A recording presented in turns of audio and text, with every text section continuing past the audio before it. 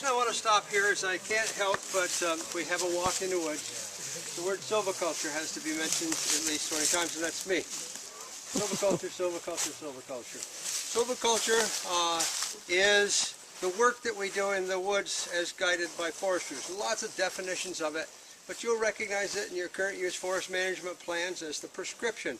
Sometimes thinnings, like in plantations, thinnings in northern hardwoods, patch cuts, selection cuts. These are all terms that help us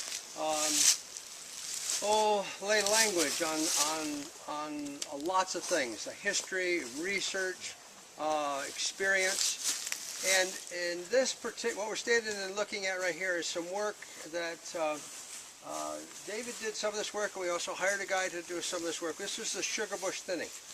So now thinning by definition is the allocation of space to the most promising trees. So in here we had some nice solid timber trees, but we also had trees that we wanted to keep that were maybe of lower quality because they would produce maple sap.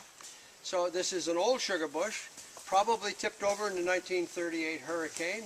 There's an undulating forest floor, and you can sometimes find great big mounds where great big trees tipped over. So we went through this, and we did some initial measurement in it to determine the density of the stand, and then we thinned it. And in sugar bush thinnings, we tend to thin a little bit more because we want to keep a large crown, because it's that crown that is the manufacturer of our sugars. What happened in here afterwards was that we both released little trees that are on the fourth floor, or they might have been up fairly large, and we also naturally reseeded in some trees in this area. So this was a sugar bush thinning. Right over in back here, we've got a traditional, what we call low thinning. You can't see it. It's marked and over in there. And George Allen, a local firewood cutter, has cut a lot of firewood out of there. He's cut quite a bit of firewood off of this land on numerous occasions over different years. And he has a firewood business where he needs 150, 200 cords a year. So he would love to get in there, but this spring has been terribly wet. So he's had to find another place where it was dry to cut his firewood.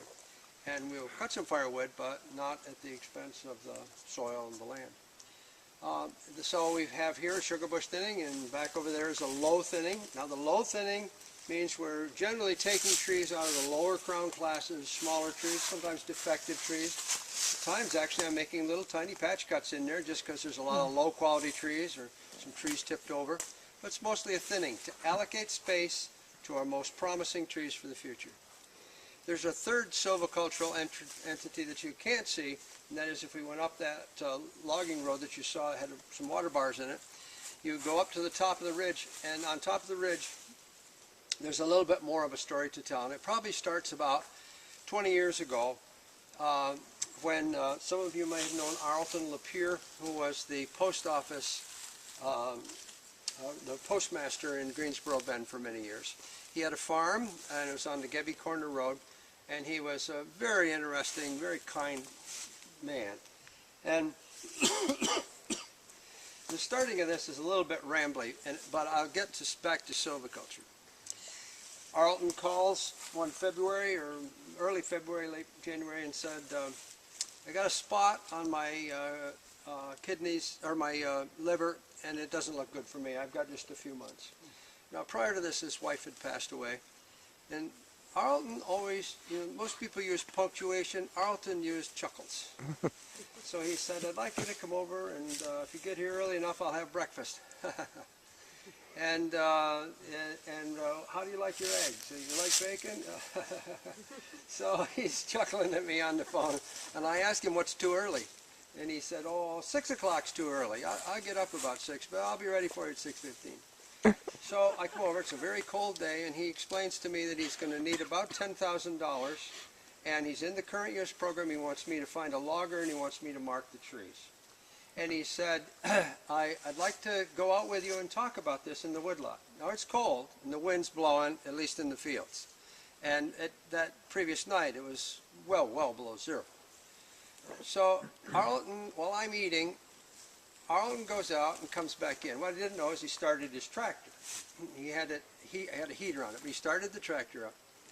So we go out, and this is about to be his last time in the woodlot that he has been in for his lifetime.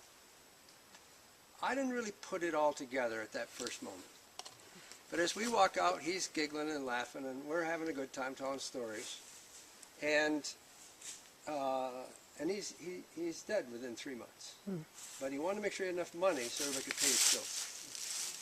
So we get out there, and he says, "Can you run a tractor?" And I said, "Yeah, I probably could." And so he said, "Well, you jump on there, put the bucket down." And he said, "I've got a mattress in the bucket." I couldn't see it. "I got a mattress in the bucket and a bunch of blankets and a pillow. And I'll crawl in there, you lift the bucket up, and you drive out, and I'll tell you which way I want you to go in the woods." So left, right, stop. So we come up, and it's right on the end of this hill. We come up through, and we stop at different places. We talk about things. I show him how I'm going to mark the trees.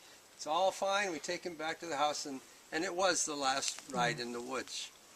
And then I went out and got some loggers to cut this marked timber, and we made him more than $10,000, and he paid his bills. The side story on this is that Diane and Don and I are in Skagway, Alaska, and we want to get a ride on a train. We find out the tickets are $90 a pop, and we're not going to go.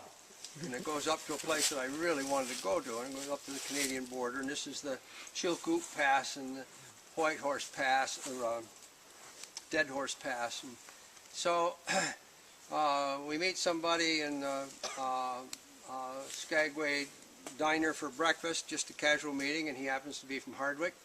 And we know that because he had a Johnson wool jacket on that was quite well worn. And we tell him this, and he says, "Well, come on." And so I'll introduce you to the engineer on the train. He's the only one to give free tickets away. So the thing opens up, and the engineer sticks his head out, and he said, "Hi, Ross, what do you want?" Blah, blah, blah. "Oh, I'll give you free tickets, and I'll even buy a pizza for lunch." And I didn't know who it was, and then he got out, and I realized who it was. It was Alton LaPierre's son-in-law, and he had remembered that I'd helped old Alton. He says, "No, it's payback time for helping Alton." So I got a free ride up into the Dead Horse Pass. So did Don. In the engine. In the engine. Oh yeah. So good things come around when you talk about silviculture. And so what I did, one of the things that I did on this property was that up on this ridge where Jenny and David own, there's a piece on the end of it that does not belong to the Stoners. It belongs to Partridge Hill Farms, which is Jim and John Downing. And so under Alton's ownership, later the Downing brothers' ownership, I decided to go into the hardwoods, which there's a lot of very low quality trees, and to make some openings in the forest, see what I could get for regeneration. And so I opened up some areas, I don't know, anywhere from 1/5 of an acre, one of them was probably 1/2 an acre, and I wanted to watch and see what happened. And I was so happy when I went back 5 or 6 years later, and there's sugar maple and white ash everywhere, seeded in beautifully. And I went back 15 years later, and there was nothing there except ferns. So you go and ask people like Bill Leake and these famous silviculturalists, what did I do right and what did I do wrong? And of course the deer ate it. They browsed it very heavily, and once the ferns were established, they tended to take over. So there was a lesson there for us. When we went onto the top of this hill, the part that Jenny and David owned, we looked at the patch cuts that I had made on the other property, and we took David Adams up with us. Now we were going up to this particular stand on top of the hill, which is interesting because it's about 2,000 feet and it's northern hardwoods and the quality is very low. Occasionally there will be a very high quality tree here and there, but there isn't probably 6 of them on top of the ridge. So we decided that we needed to try to regenerate or get a new forest started in blocks. This fitted right into what the WHIP program wanted, and it would give us a chance to skid wood in the summer, and we could rough the soil up so trees could seed in where there had been ferns. That's the whole idea, but we sold a lot of firewood off the top of that hill. I can't remember what it is, but it's a couple hundred cords times 2 years probably, and brought that all down, and it heated some of your homes here. So the silviculture there then was really for regenerating the forest, getting it to reseed naturally under natural conditions.